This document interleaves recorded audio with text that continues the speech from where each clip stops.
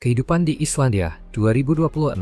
Budaya Islandia, perjalanan, dan perempuan yang sulit kamu percaya. Dokumenter perjalanan. Nomor 1. Islandia, negara paling sulit dipercaya di bumi. Ini adalah salah satu dari sedikit tempat di mana kamu benar-benar bisa berdiri di atas dua benua sekaligus. Merasakan lempeng Eurasia dan Amerika Utara yang perlahan saling menjauh di bawah sepatu botmu. Islandia berada tepat di punggung tengah Atlantik, dan pemisahan yang stabil itu membuat pulau ini membesar sekitar 2 cm setiap tahun, diam-diam melebarkan lembah dan retakannya. Yang lebih liar lagi, Islandia ada justru karena perpecahan itu. Magma terus terdorong naik dari kedalaman, mendingin menjadi basal baru, lalu menambah daratan lapis demi lapis. Pulau ini muncul dari lautan hanya sekitar 16 hingga 18 juta tahun yang lalu. Jadi dalam hitungan geologi, ia masih bayi. Dan ceritanya belum selesai. Pulau-pulau baru masih bermunculan di lepas pantai. Surtsey naik ke permukaan pada tahun 1963 dari letusan bawah laut dan kini dilindungi sebagai situs warisan dunia UNESCO. Banyak lanskap Islandia terasa seperti dari dunia lain, tepat karena geologi ini masih bergerak di depan mata kita sampai hari ini.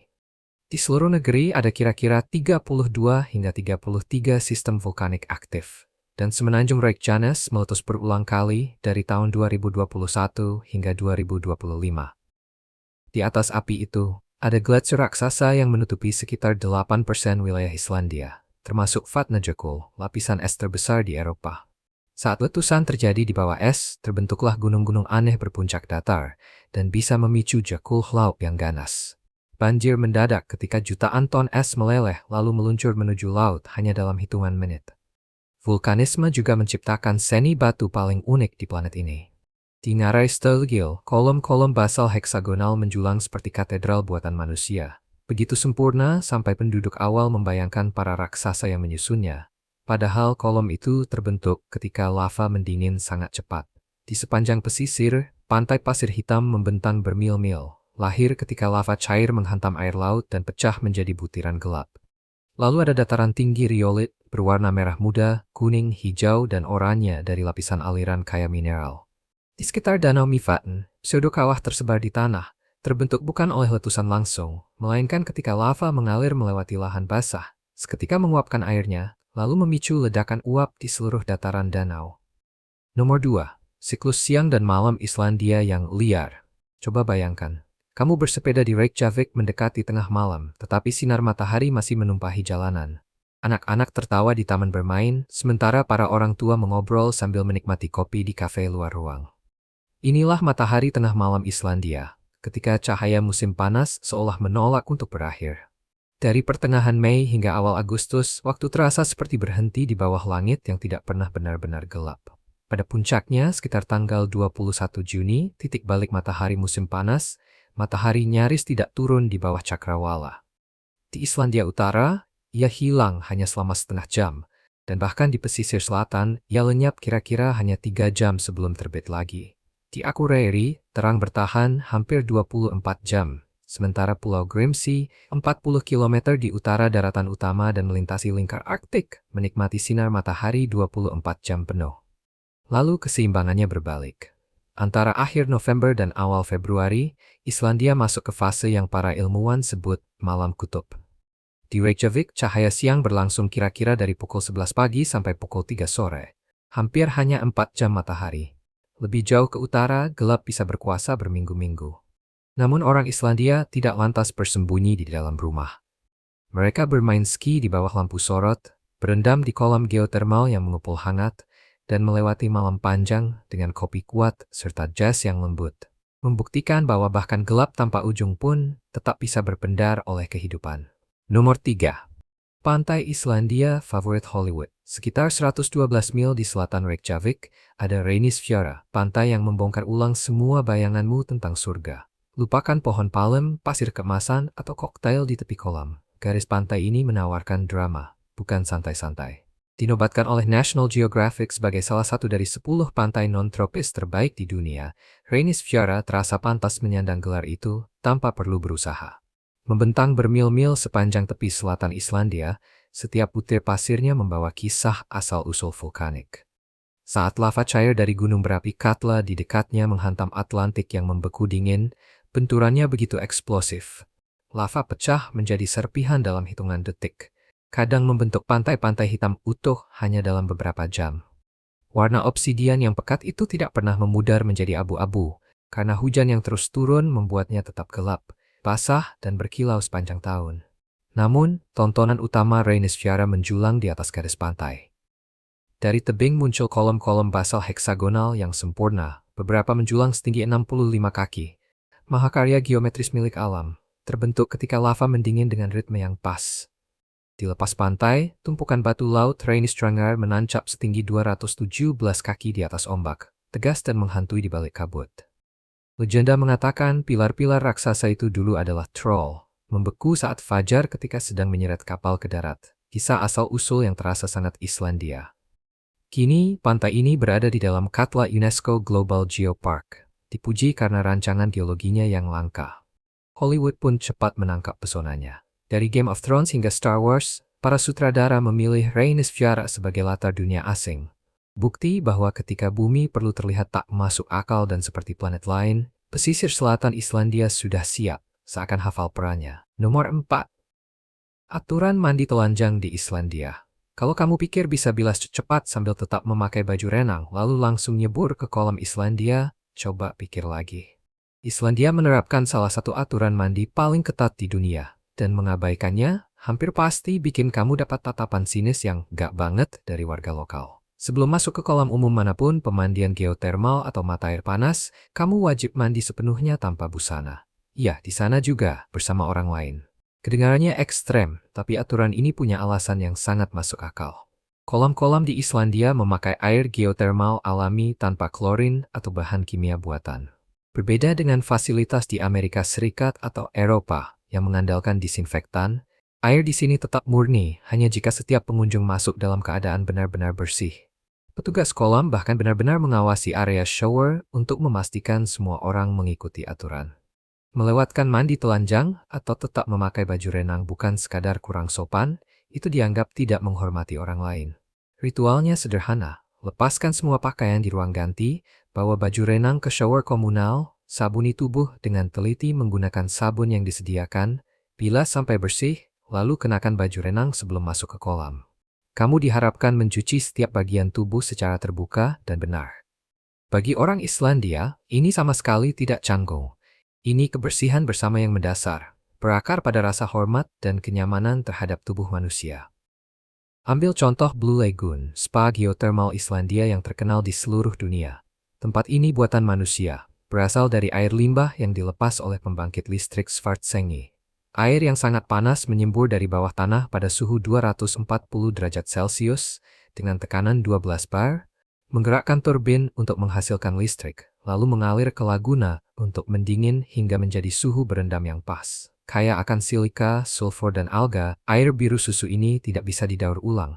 Jadi seluruhnya diganti setiap 40 jam, bersih, kaya mineral, dan diperbarui secara alami.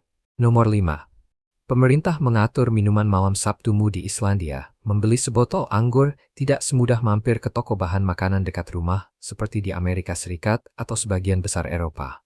Sebaliknya, kamu harus datang ke Finnboden, secara harfiah berarti toko anggur. Tapi, semua orang cukup menyebutnya negara.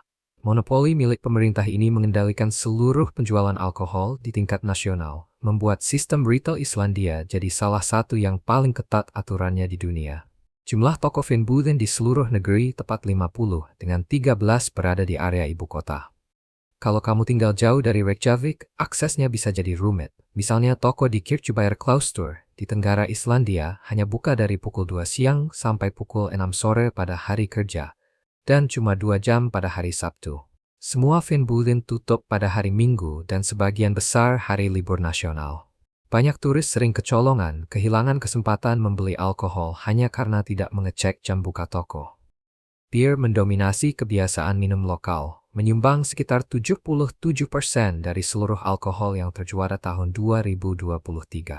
Anggur ringan dan anggur fortifikasi menyumbang kira-kira 17%, sementara minuman beralkohol keras dengan kadar di atas 22% ABV hanya sekitar 6%.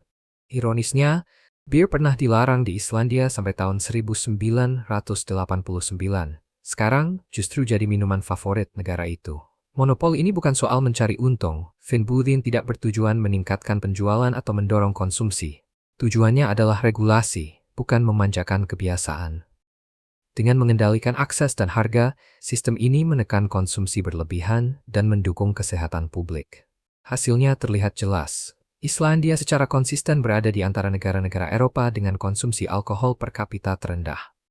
Nomor 6. Saat perempuan memegang kendali, bayangkan ini.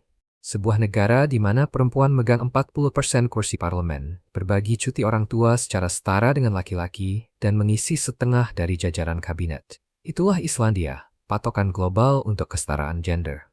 Per tahun 2025, negara ini memimpin peringkat World Economic Forum selama 16 tahun berturut-turut, menutup 92,6% kesenjangan gendernya. Tidak ada negara lain yang bahkan menembus 90%, membuat Islandia sendirian di puncak. Tapi ceritanya jadi khas Islandia. Dengan jumlah penduduk sekitar 389.000 jiwa per Januari 2025, kolam kencannya terkenal sempit. Saking kecilnya sampai ada ungkapan, semua orang kenal semua orang. Dan kadang itu benar-benar harfiah. Kamu bisa saja tanpa sengaja berkencan dengan sepupu jauh. Itulah sebabnya ada Islandinga App atau aplikasi Islandia. Ini adalah basis data silsilah nasional yang diubah menjadi pengaman kencan modern, dan slogannya menjelaskan semuanya. Ketuk aplikasinya sebelum kamu ketuk di ranjang. Pengguna menempelkan ponsel untuk mengecek apakah mereka punya leluhur yang masih tergolong dekat, dengan catatan yang ditelusuri sampai lebih dari 1000 tahun. Hal yang terdengarnya leneh di tempat lain, di sini justru murni soal kepraktisan. Secara budaya, perempuan Islandia dikenal blak-blakan dan percaya diri. Mereka tidak menunggu laki-laki mengambil langkah pertama. Mereka bertanya langsung, membagi tagihan dengan natural, dan menjalani hubungan dengan keseimbangan serta kejelasan yang sama seperti ketika memimpin. Di Islandia, kesetaraan bukan gerakan, itu kehidupan sehari-hari. Nomor 7. Revolusi Kode Genetik Islandia. Islandia menjadi negara pertama dalam sejarah yang menyerahkan kode genetik seluruh penduduknya kepada sebuah perusahaan swasta. Pada tahun 1996, Dr. Kari Stefansson mendirikan Decode Genetics dengan tujuan berani mendigitalkan DNA setiap orang Islandia. 2 tahun kemudian, Parlemen memberi perusahaan itu lisensi eksklusif selama 12 tahun untuk membangun sesuatu yang kelak menjadi basis data genetik nasional paling lengkap di dunia. Memasuki dekade 2020-an, lebih dari 160.000 warga Islandia telah menjadi relawan dan menyumbangkan sampel DNA, lebih dari setengah populasi dewasa dari sekitar 375.000 orang.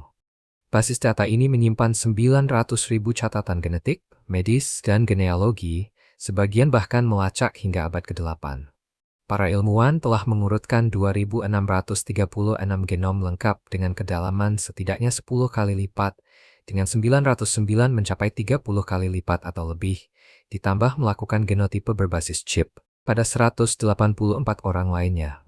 Hal ini menjadikan Islandia harta karun genetik. Berasal dari kelompok kecil pemukim Nordik abad ke-9, konsistensi genetik penduduknya membantu ilmuwan menemukan mutasi yang terkait penyakit lebih cepat dibandingkan populasi yang lebih beragam. Pada tahun 2012, raksasa farmasi Amgen membeli Decode Genetics, mengubah DNA Islandia menjadi mesin riset berorientasi laba. Catatan genealogi saja memetakan 819.410 individu hingga tahun 740 Masehi, dan memungkinkan sebagian besar orang Islandia melacak garis keluarga selama lepsias. Nomor 8. Makanan Islandia yang mengejutkan. Dimasak oleh bumi, diuji nyali oleh bangsa Viking. Semua orang tahu Islandia penuh mata air panas dan keajaiban vulkanik. Tetapi sedikit yang menyadari bahwa orang Islandia benar-benar menggunakan bumi itu sendiri sebagai dapur mereka. Yuk, kita menyelami pesta hidangan paling bikin melongo dari negeri ini. Masing-masing lahir dari api, uap, dan keberanian ala Viking. Pertama datang rugbrauð. Roti gandum hitam ikonik Islandia yang tidak butuh oven. Para pembuat roti mencampur adonan, menguburnya di tanah vulkanik yang mengepul dekat kolam geotermal, lalu membiarkan alam yang memanggangnya. Setelah hingga 24 jam di bawah tanah, roti itu muncul gelap, padat, dan sedikit manis. Dijuluki roti lava, dan memang pantas sekali. Untuk petualangan sarapan, mampirlah ke tempat seperti Laugarvatn atau pemandian alam Mývatn, di mana kamu bisa menyaksikan keajaiban masak lambat ini dan mencicipinya hangat, baru diangkat dari pasir. Tapi roti baru permulaan. Orang Islandia bahkan menjadikan merebus telur sebagai ritual di alam terbuka. Di lokasi seperti Mývatn dan Hveragerði, kamu bisa menurunkan telur mentah ke mata air panas yang mendidih, lalu mengangkatnya menjadi telur setengah matang yang sempurna dalam hitungan menit. Mineralnya memberi sentuhan rasa bumi yang halus, yang sulit kamu temukan di tempat lain. Dan kalau kamu ingin mengejar superfood kuno Islandia, cobalah Skyr, produk susu kental kaya protein yang secara teknis adalah keju berusia 1000 tahun, bukan yogurt. Sekarang, Skyr hadir dalam rasa-rasa berani seperti karamel asin dan kelapa, berdampingan dengan versik yang polos. Lalu hadir Thorablood, festival pertengahan musim dingin ala Viking untuk para pemberani kuliner sejati. Warga setempat berkumpul untuk mencicipi makanan tradisional bertahan hidup, hiu fermentasi, kepala domba rebus, dan testis domba jantan yang diasamkan. Bahkan banyak orang Islandia mengakui mereka hanya menyantap peninggalan ini setahun sekali, demi sensasi tradisi, bukan demi rasanya. Nomor 9. Petualangan di retakan Silfra, Islandia. Bayangkan menyelam di air yang begitu jernih sampai kamu bisa melihat lebih dari 100 meter ke depan, sambil melayang tepat di antara dua benua. Selamat datang di Silfra, retakan bawah air legendaris di dalam Taman Nasional Thingvellir, situs warisan dunia UNESCO. Keajaiban alam ini menandai batas persis tempat lempeng tektonik Amerika Utara dan Eurasia saling menjauh sekitar 2 cm setiap tahun, perlahan menggambar ulang peta di bawah siripmu. Kejernihan Silfra berasal dari sumber yang luar biasa. Airnya bermula sebagai air lelehan dari Gletser Langjökull, gletser terbesar kedua di Islandia. Sebelum muncul di sini, air itu mengalir di bawah tanah selama 30 hingga 100 tahun, tersaring melalui lapisan batuan vulkanik berpori.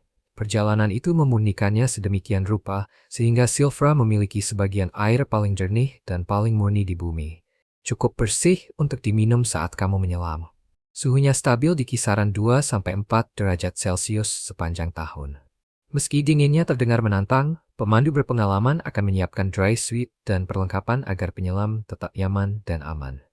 Stabilnya air dingin menjaga jarak pandang tetap luar biasa. Ketika banyak lokasi selam kelas dunia menawarkan 10 hingga 30 meter, Silfra memberi lebih dari 100 meter penglihatan sebening kristal. Membentang sekitar 600 meter panjangnya dan 200 meter lebarnya, retakan ini memiliki 4 bagian utama, masing-masing dengan formasi yang berbeda. Walau kedalamannya bisa mencapai hingga 60 meter, sebagian besar tor tetap melayang dekat permukaan agar kamu bisa menikmati warna, cahaya, dan kejernihan yang tak masuk akal ini. Para penyelam meluncur melalui koridor biru berkilau, melewati formasi batu yang terasa surrealis dan helaian alga hijau terang yang dijuluki rambut troll karena keindahannya yang seperti legenda. Di balik pesonanya ada geologi yang terus bergerak. Silfra berada di patahan hidup. Tempat planet ini benar-benar sedang terbelah. Gempa kecil sesekali melebarkan celah, membentuk terowongan dan ruang baru. Setiap penyelaman menghadirkan lanskap yang sedikit berubah. Bukti bahwa dunia bawah air Islandia itu hidup, bergeser, dan terus terlahir kembali tanpa henti. Nomor 10. Kuda Islandia dan Tölt yang legendaris.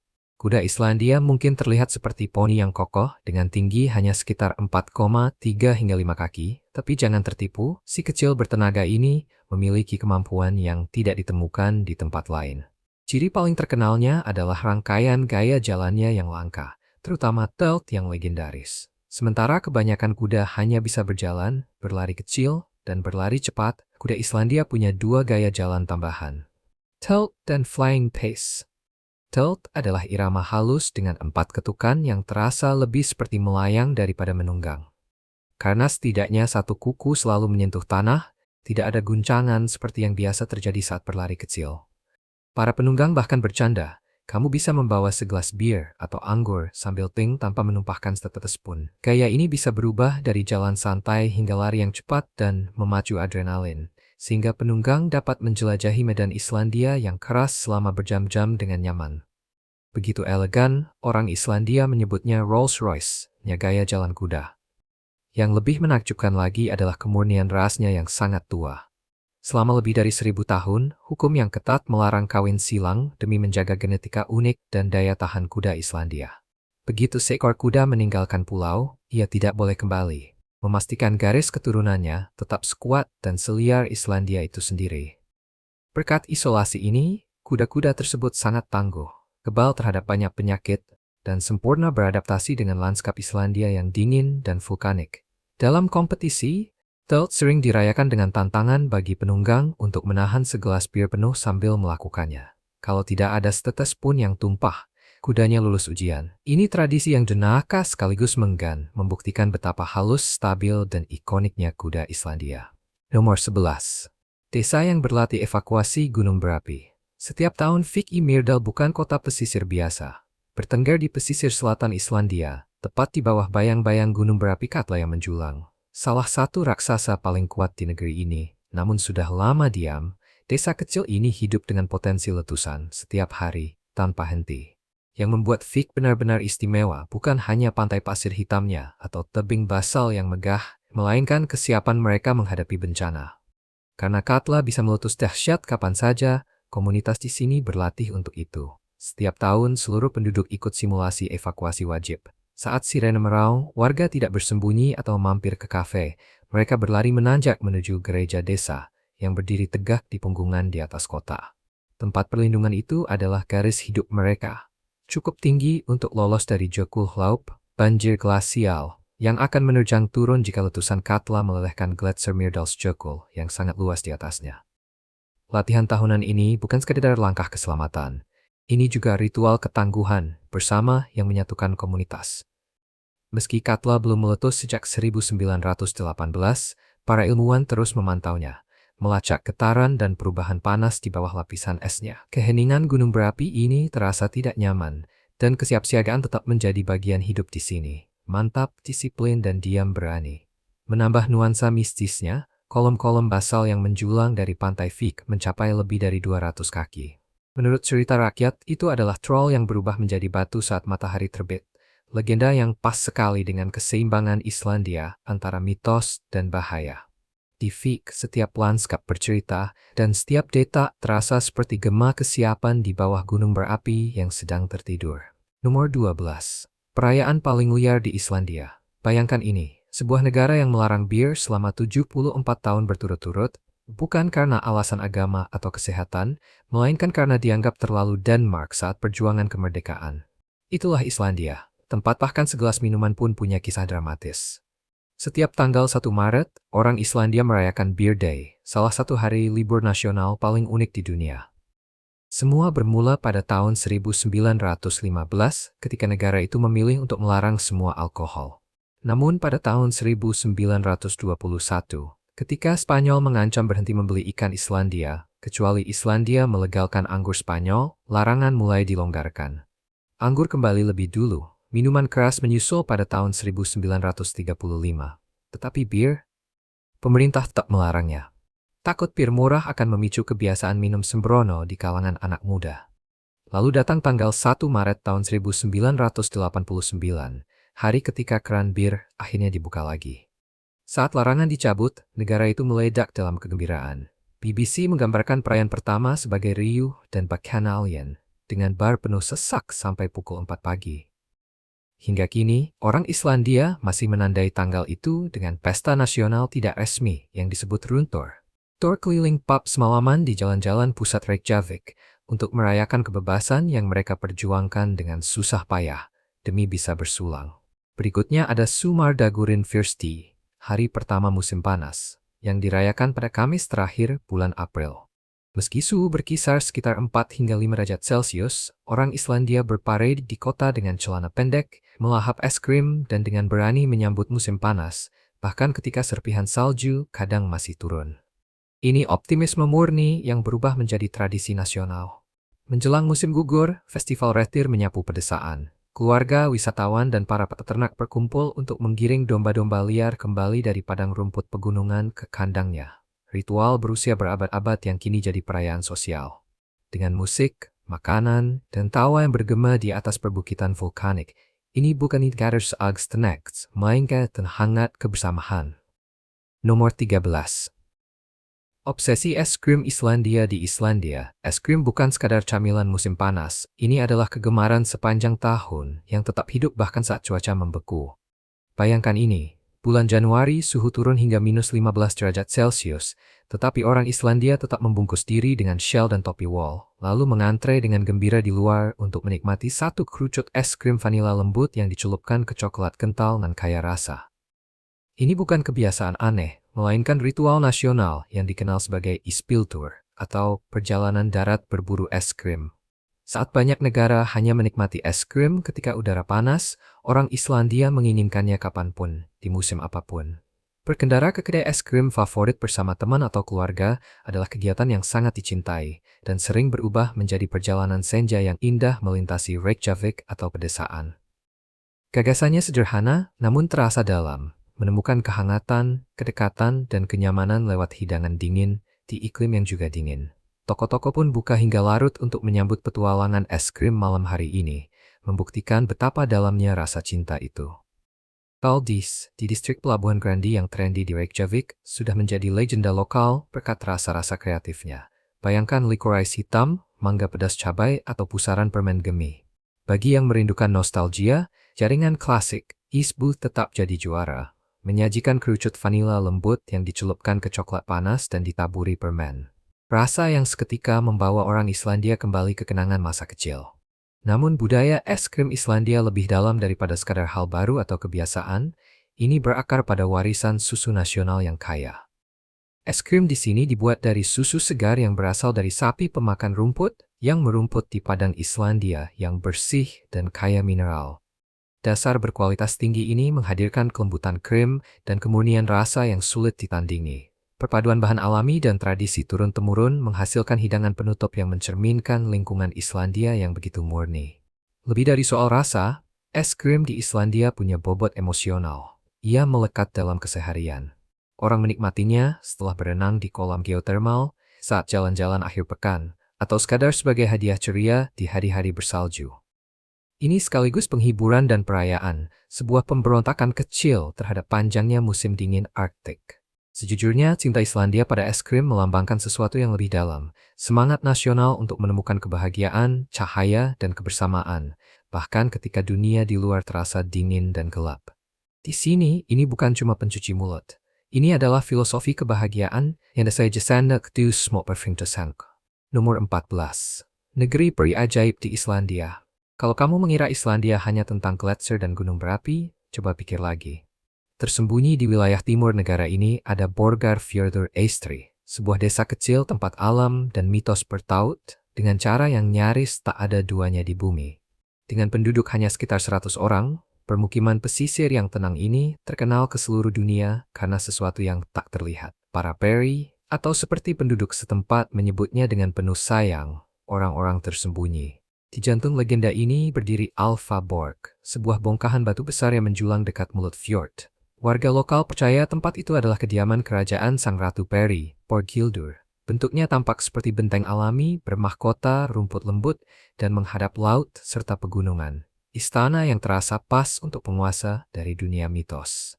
Cerita rakyat yang sudah dicatat sejak abad ke-19 oleh cendekiawan John Arnason, mengisahkan para peri hidup berdampingan dengan manusia secara damai, dan kadang memberi bantuan misterius saat dibutuhkan. Ada kisah tentang peri yang menunggang kuda-kuda cerah, berkumpul untuk ibadah rahasia di sebuah lembah tersembunyi bernama Kekjudalur, serta bersembahyang di Kirkjustein, sebuah batu yang diyakini menyembunyikan gereja suci mereka. Para pengunjung sering diingatkan bahwa kunci utamanya adalah rasa hormat. Mereka yang memuliakan alam dipercaya bisa melihat rumah-rumah peri mungil atau setidaknya merasakan bisikan kehadiran mereka. Orang Islandia bahkan membangun rumah kecil dekoratif untuk melindungi tetangga tak kasat mata ini. Karena mereka percaya kebaikan membawa berkah, sementara kecerobohan mengundang kesialan. Pesonanya tak berhenti pada folklore. Di dekatnya berdiri keajaiban alam Islandia yang terasa seperti keluar dari dongeng. Seljalandsfoss, air terjun setinggi 200 kaki sekitar 61 meter yang bisa kamu lalui dari belakang. Skogafoss, yang kabutnya melukis pelangi ganda yang memukau. Dan Jökulsárlón, laguna glasial tempat gunung es biru berkilau melayang hening di bawah matahari Arktik. Lalu Gulfos, si air terjun emas yang perkasa, menghunjam ke ngara yang dalam, dengan gemuruhnya menggema di lembah seperti sihir kuno.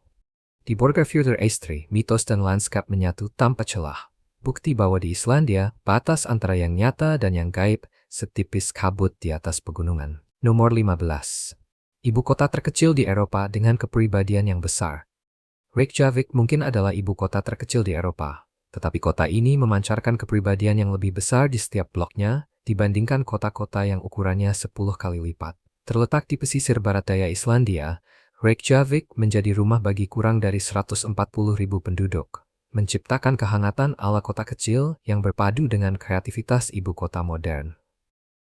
Di sini tidak ada metro bawah tanah atau jaringan kereta yang membentang luas. Sebagai gantinya, warga lokal berkeliling dengan bus, sepeda, atau berjalan kaki, membuat ritme kehidupan kota terasa santai dan berskala manusia.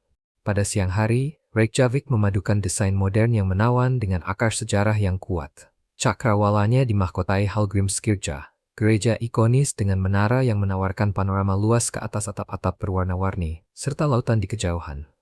Tak jauh dari sana, Harpa Concert Hall berkilau di tepi pelabuhan, dengan fasad kaca yang terinspirasi dari kolom basal Islandia, sebuah simbol arsitektur tentang perpaduan alam dan seni di pulau ini. Budaya kafe tumbuh subur di ibu kota yang dingin ini. Tempat seperti Cafe Babalu, Cafe Brygjan, dan Reykjavik Roasters menyajikan seduhan yang termasuk terbaik di Eropa, mencerminkan kecintaan orang Islandia hampir seperti obsesi pada kopi berkualitas. Sangat umum melihat warga lokal mengobrol berjam-jam ditemani secangkir kopi panas, memadukan minimalisme Nordik dengan energi sosial yang hangat. Saat malam tiba, Reykjavik berubah menjadi begitu hidup. Di sepanjang Laugavegur dan Austerstræti, bar dan klub berdenyut dengan musik dan tawa. Warga lokal dan para pelancong berbaur di tempat favorit seperti Lebowski Bar, yang dikenal dengan nuansa retro dan kreasi White Russian yang inovatif, atau Kiki Queer Bar, yang dirayakan karena suasananya yang inklusif dan penuh warna. Meski kecil, semangat dan keberagaman kehidupan malam Reykjavik mudah menyaingi pusat-pusat besar Eropa. Yang membuat kota ini semakin istimewa adalah dedikasinya pada keberlanjutan. Lebih dari 90% rumah dipanaskan dengan energi panas bumi yang bersih, dan mobil listrik semakin umum, bukti bahwa ibu kota mungil ini memimpin dengan memberi contoh. Reykjavik mungkin kecil, tetapi perpaduan kreativitas, budaya, dan kepedulian lingkungan menjadikannya raksasa sejati dalam karakter, sebuah penutup yang pas untuk perjalanan kita menelusuri keajaiban Islandia yang paling luar biasa. Saya harap kamu menikmati video hari ini. Jika iya, jangan lupa klik tombol suka dan berlangganan channel ini agar tidak ketinggalan video-video seru berikutnya. Dukunganmu membantu kami terus membuat konten yang lebih baik lagi. Pastikan kamu menonton video berikutnya yang muncul di layar. Saya yakin kamu akan menyukainya. Jangan lupa tinggalkan komentar tentang negara mana yang ingin kamu lihat kami jelajahi selanjutnya. Terima kasih banyak sudah menonton, dan sampai jumpa di video berikutnya.